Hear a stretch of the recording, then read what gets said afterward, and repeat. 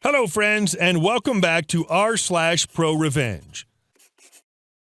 Today, we have 3 great stories for you, but before we begin, don't forget to subscribe to our channel if you're new here, and turn on notifications so you don't miss a new video every single day. Here we go.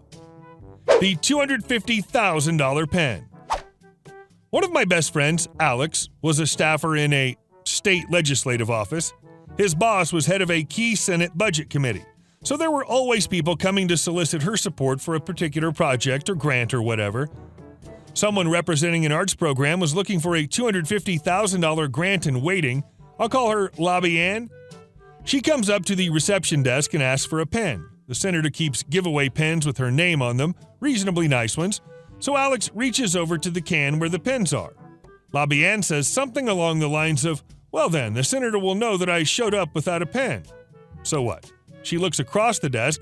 Alex has some work spread out with his own favorite pen, an expensive one with lapis inlay and engraved with his name and term of office of a campus organization.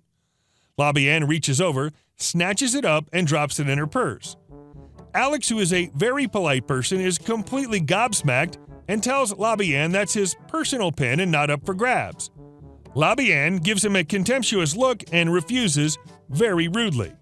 One of the sad/funny things about this story is that she uses a slur that Alex was not sure was a reference to his heritage, Asian, or his perceived sexuality. Oddly enough, given the nature of the stolen object, either slur ended with ink. Alex, confused and deeply upset, sits back down while Lobby Ann flounces back to the waiting area. In a few minutes, the senator comes out to get Lobby Ann. As they're walking past Alex's desk, he stands up and says in a very clear voice, "I'm going to need my pen back." Lobby Ann stops in her tracks, as does the senator, and Alex says calmly, "I may be a slur or a slur, whatever you want to call me, but that pen is precious to me. You stole it right off this desk, and I want it back." The senator kind of gasps and says, "She stole your lapis pen? She called you a slur?" And then she turns to Lobby Ann, who is frantically fishing around in her purse and stammering something about just borrowing it, and says, "Give it back." Once the pen is back in Alex's hands, the senator says to Alex, "Come on back, I need you," and turns and walks back into her office, leaving Lobby Ann standing there as the senator shuts the inner office door in her face. Then the senator picks up her purse, smiles a big bright smile, and says, "Want Starbucks?" So she and Alex go out the side door and across the street. They can see the front door of the office from the Starbucks, and apparently it took Lobby Ann about 5 minutes to realize how badly she'd effed up, and that she was not going to see the senator that day, or any day, and that the project she was going to ask for money toward was probably doomed as well. She'd lined up strong support in the House, so she might have made it through, though it was not the kind of project the senator favored. When she came slinking out, she almost certainly saw Alex and the senator sitting there drinking their drinks. Alex always ends this story with, "That was the best coffee I've ever had." And our second story. I solemnly swear not to interfere with the investigation. Picture it, tech support, 200XX. I had a job doing tech support for a small company that did software as a service for a niche. I'd been hired at the company as Tier 1 support with the understanding that they wanted to create a Tier 2 position to do more advanced stuff, and that job was mine once I got the hang of things. Quick aside, get promises like that in writing when you're hired, kids. I'd been at the place for about a year with no promotion. In that time, I'd learned their systems and worked with the web development, database, and product development people so that I could start doing a lot of the tech support stuff that used to fall on their shoulders within our department. Eventually, after discussions with the head of product development and the head of my department, it was decided that I'd start doing more advanced stuff as my main job, and that I'd be the one in tech support to politely tell clients to pound sand if they were asking for something that was impossible or trying to finagle a freebie via tech support when they didn't get it in sales. This meant I took a hit in surveys because clients didn't like to hear no, even if it was put in flowery language.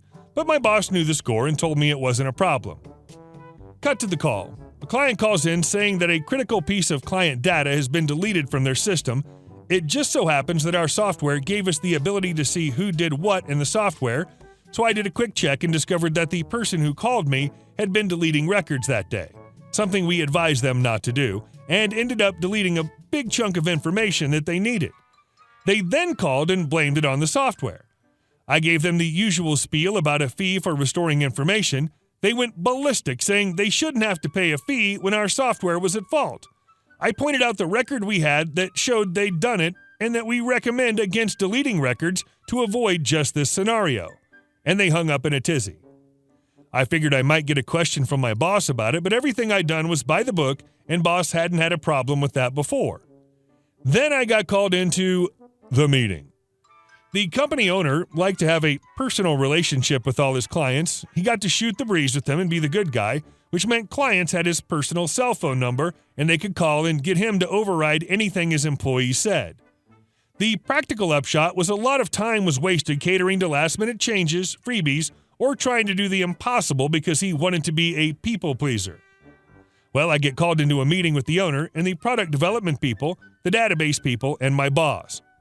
I get chewed out for ignoring a critical issue where the software is deleting records.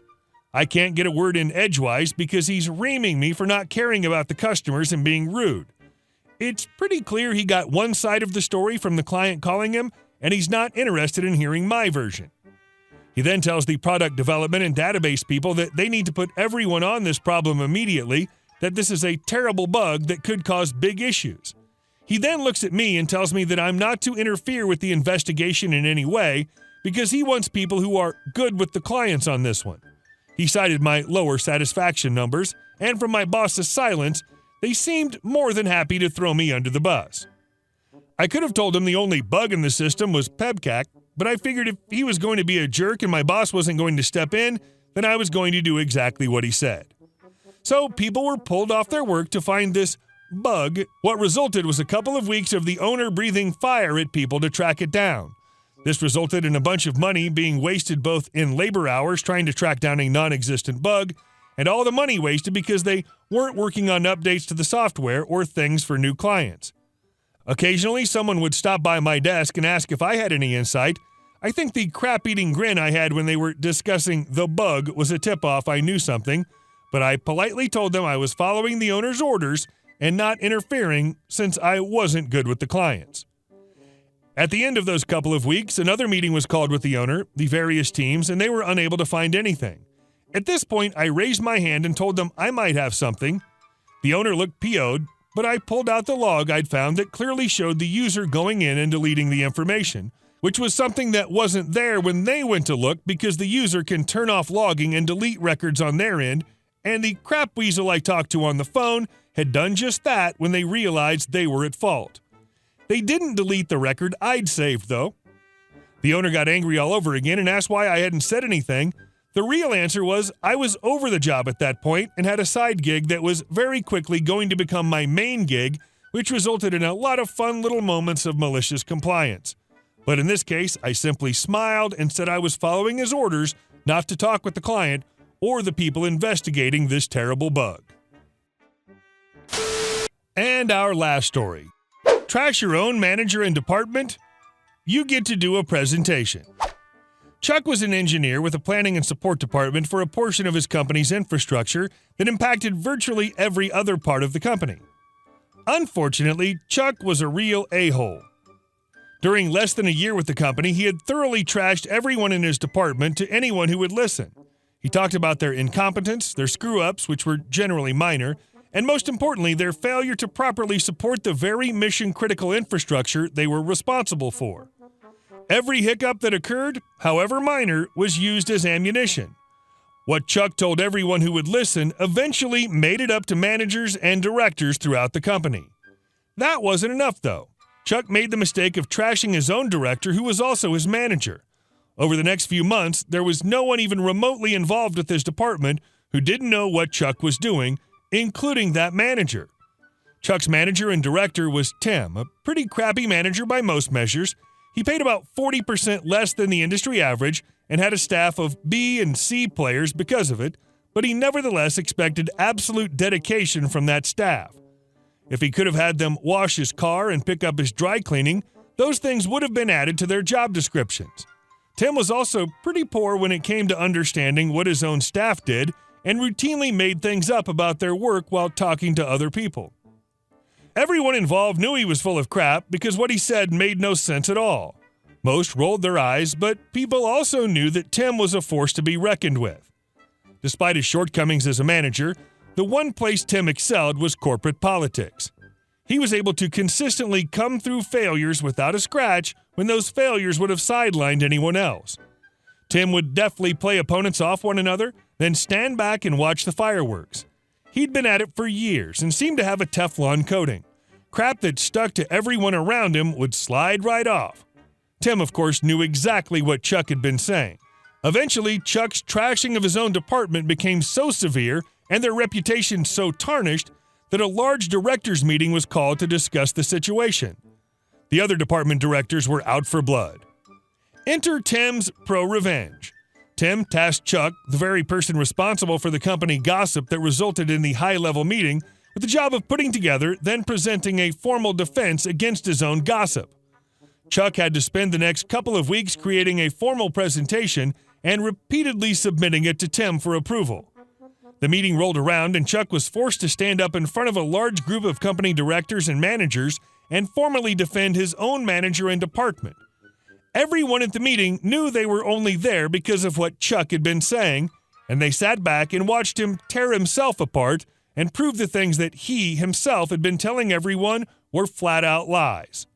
Of course, Tim and his department came through completely unscathed, but Chuck was thoroughly discredited throughout the company and knew it.